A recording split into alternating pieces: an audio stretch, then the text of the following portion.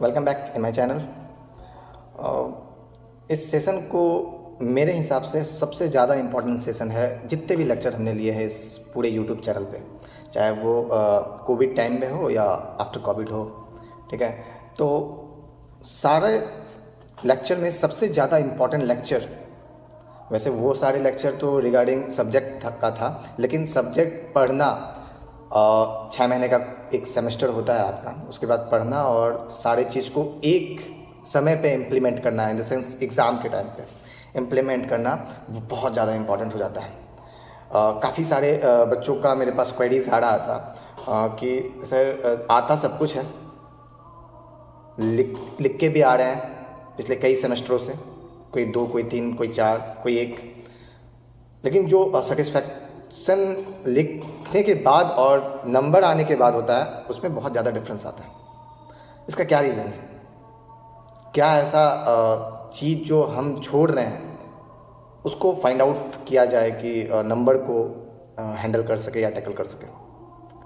मतलब अगर उसके क्वेश्चन को हम सॉर्ट करना चाहें, उस बंदे के क्वेश्चन को सॉर्ट करना चाहें, तो ऐसा क्या क्या चीज़ को हम अपनाएं एग्ज़ाम के टाइम में, वो 3 घंटे या 4 घंटे, कोई पेपर 3 घंटे का होता है, कोई पेपर 4 घंटे का होता है। अब आप बोलोगे कौन से पेपर 4 घंटे का होता है? सिविल इंजीनियरिंग का एक पेपर, 2 पेपर इनफैक्ट, पहले एक आता था बिल्डिंग ड्राइंग बोल के, वो 4 घंटे का, और एक एस्टिमेशन एंड कॉस्टिंग नाम का एक सब्जेक्ट है सिविल इंजीनियरिंग में, वो 4 घंटे का पेपर होता है पिछले वाले में। इस वाले सेशन में, अगर नए वाले सेशन का अगर बात करें जो 2020 में अपडेट हुआ है, तो उसमें बिल्डिंग प्लानिंग एंड ड्राइंग जो एक सब्जेक्ट है 4th सेमेस्टर में, वो 4 घंटे का पेपर है। बाकी आप देखेंगे कि आगे आने वाला सब्जेक्ट कौन सा 4 घंटे का पेपर हो सकता है, कोई इशू नहीं है। 4 घंटे का पेपर है, 3 घंटे का पेपर, जितने घंटे का पेपर है, तो उस 4 घंटे 3 घंटे में क्या ऐसा हम चीज़ को टैकल करें कि मेरा नंबर जैसा हम लिख के आ रहा है वैसा है।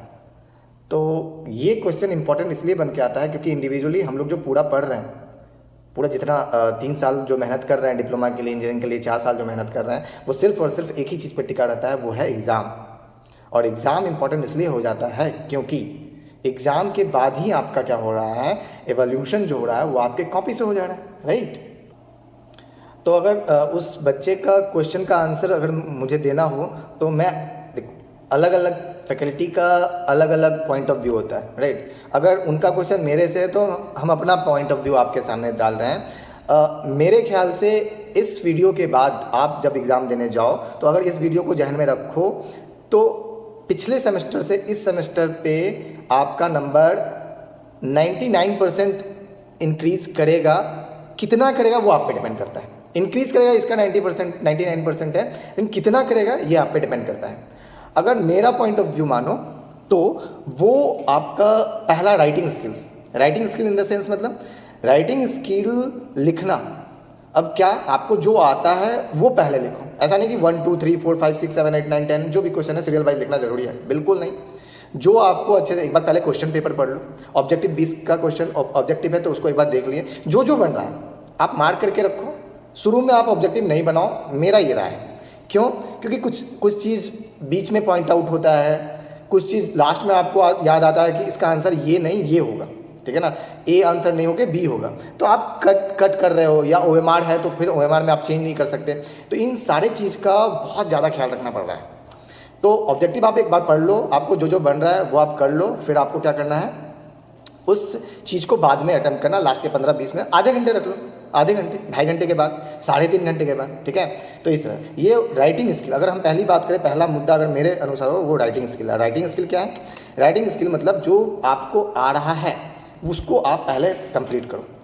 और राइटिंग स्किल्स में क्या कर सकते हैं? राइटिंग स्किल्स में आप कह सकते हैं कि आपका जो पॉइंट ऑफ व्यू है किसी क्वेश्चन पे, वो आप सारा लिखो, ठीक है। दूसरा जो है इम्पॉर्टेंट, वो है जितना आता है उतना ही लिखना है। कुछ लोगों का आदत होता है कि मतलब अगर कंटेंट नहीं मिल रहा है तो कुछ और लिख रहा है। क्यों लिखेंगे? क्या मतलब है इसका? कोई मतलब नहीं।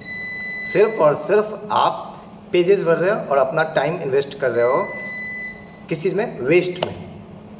इन्वेस्ट कर रहे हो कहाँ पे? वेस्ट पे।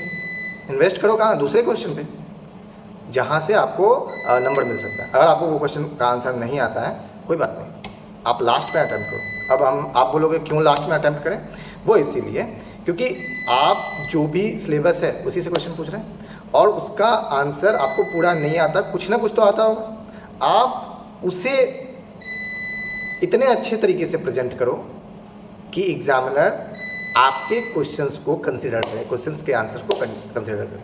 ठीक है, तो ये भी इंपॉर्टेंट, खुद से कुछ नहीं लिखना है, जितना आता है उतना ही लिखना है और जो पहले आता है उसको पहले लिखना है, चाहे वो कोई भी नंबर, राइट।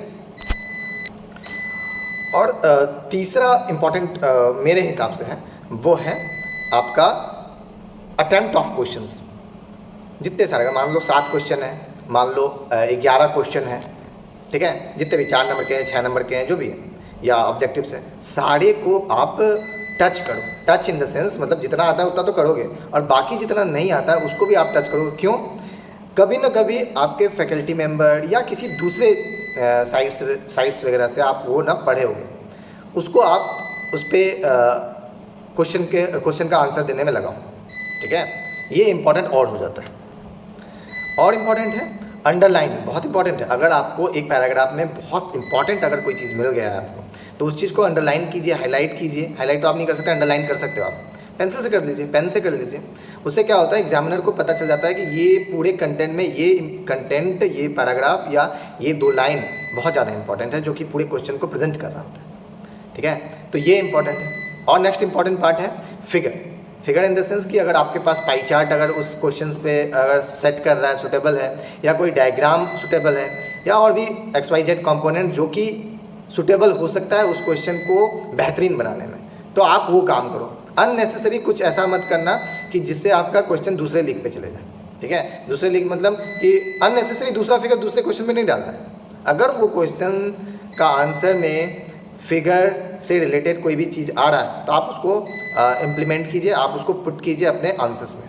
ठीक है, ये इंपॉर्टेंट है। ऑब्जेक्टिव्स को लास्ट में बनाएं, चीज़ों को अपना प्रेजेंट अच्छे तरीके से करें, हर क्वेश्चंस को सॉल्व करने का कोशिश करें। अननेसेसरी चीज़ को लिखने से आप बचें, अवॉइड दिस। तो इन 4-5 चीज़ को अगर आप मेंटेन करो तो आपका नंबर इंक्रीज करना है। और एक चीज़, 3 घंटे या 4 घंटे का पेपर आप खुद को मेंटेन करोगे। आप कभी भी ऐसा नहीं आप टाइम पास कर रहे हो इन द सेंस कि 10 मिनट आप रेस्ट कर रहे हो, आपको कुछ नहीं हो रहा, 15 मिनट आप रेस्ट कर रहे हो, ठीक है ना, सो गए वहाँ, या कुछ ऐसा काम जो आपके क्वेश्चंस के आंसर को बेहतरीन बनाने में हेल्प नहीं कर रहा है, ऐसा कोई काम नहीं करेंगे, राइट, ऐसा कोई भी काम नहीं करेंगे। तो इम्पॉर्टेंट ये भी है। ठीक है, ये कुछ चीज़ जो एग्ज़ाम से पहले आपको मेरे ख्याल से हमें बताना था, जो हमने बताया है। बाकी आप किस तरह आप अपने एग्ज़ाम को कंट्रोल टैकल करते हो, ये भी इम्पोर्टेंट है। ठीक है, और चीज़ों को एक्सप्रेस करना वाइवा के रूप में और चीज़ों को एक्सप्रेस करना अपने कॉपी राइटिंग पे, ये दोनों अलग अलग चीज़ें हैं। आप वहाँ पर फिजिकली प्रेजेंट रहते हो, यहाँ पे आप जो लिख रहे हो, आपका पेपर, आपका कॉपी, आपका आंसर बुकलेट आपको रिप्रेजेंट करता है। तो आप इस तरह अपने कॉपी को लिखें, अपने आंसर्स को लिखें कि अगला एग्जामिनर उसको उस तरह चेक करे कि आप वहाँ पर उनको बता रहे हो, आप उनको समझा पा रहे हो, अपनी बातों को उन तक पहुँचा पा रहे हो, अपने आंसर्स को। तो ये इम्पोर्टेंट। इन 2, 4, 5 चीज़ों को आप अगर माइंड में रखो, उन 3 घंटे, उन 4 घंटे, तो ये आपको ज़रूर फ़ायदा पहुंचाएगा। और एक बात, क्विक रिवीजन। एग्ज़ाम से पहले, एग्ज़ाम में आप मात्र 24 से 48 घंटे बचे हुए, तो ज़्यादा कुछ कर नहीं पाएंगे। इसमें क्या है सबसे इम्पोर्टेंट कि आप क्या करो कि आप क्विक रिवीजन का फंडा अपनाओ। क्विक रिवीजन का फंडा अपनाओगे तो ये क्या है कि इंपॉर्टेंट देखें, 6 नंबर में आप कौन सा पूछ सकता है, ऑब्जेक्टिव्स कहाँ से बन सकते हैं। ठीक है, ओवरव्यू, सारे चीज़ का ओवरव्यू दो, किस सब्जेक्ट को ज़्यादा टाइम देना पड़ेगा, किस सब्जेक्ट को कम टाइम देना, कौन सा सब्जेक्ट मेरा ज़्यादा पहले से तैयार है। इन चीज़ों को आपको मैनिपुलेट करना है, और ये चीज़ आपसे बेहतर कोई नहीं जान सकता है कि आपका कौन सा पेपर ज़्यादा बन चुका है, या ज़्यादा पढ़ चुके हैं, या ज़्यादा तैयार हो चुका है। ठीक है, तो ये आप पे डिपेंड करता है। तो चीज़ों को मैनिपुलेट, और इस बार क्या है कि टाइम आपका क्या है, 4 से 12 तक में आपका पेपर कंप्लीट करना है। तो इन चीज़ों को भी ध्यान रखना है कि हमारे पास कितना टाइम है। ठीक है। और एक बात, माइंड को कूल होके जाना है, ठीक है, कूल होके, नो प्रेशर। अगर कोई टॉपिक छूट भी गया है तो कोई इशू नहीं है, जरूरी थोड़ी है वो टॉपिक से आ ही जाना है, ठीक है। ये बहुत कम चांस है कि 2-4 टॉपिक छूटा और वही 2-4 टॉपिक से बहुत ज़्यादा क्वेश्चन आ जाए, ऐसा बहुत रेयर में होता है, ठीक है। जितना आप पढ़े हो उसको रिवाइज करो, उसको जहन में रखो और उसको इम्प्लीमेंट करो, उसको पुट करके आओ अपने आंसर्स बुकलेट में, सिंपल।